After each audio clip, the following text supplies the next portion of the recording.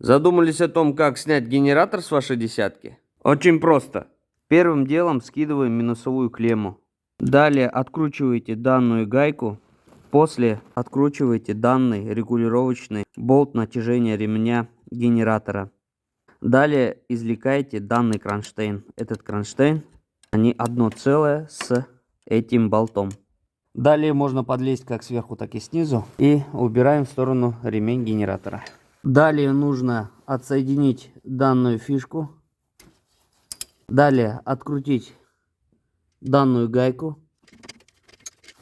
И отсоединить данные провода. И ослабляем данную гайку болта нижнего крепления генератора.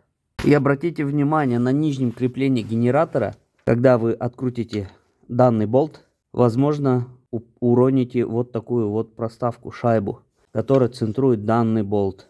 Не потеряйте его, а поставьте сразу на свое место. Полностью убираем болт и теперь снизу извлекаем сам генератор. И уже в таком виде относим генератор в сервисный центр, в котором его вам обслужат.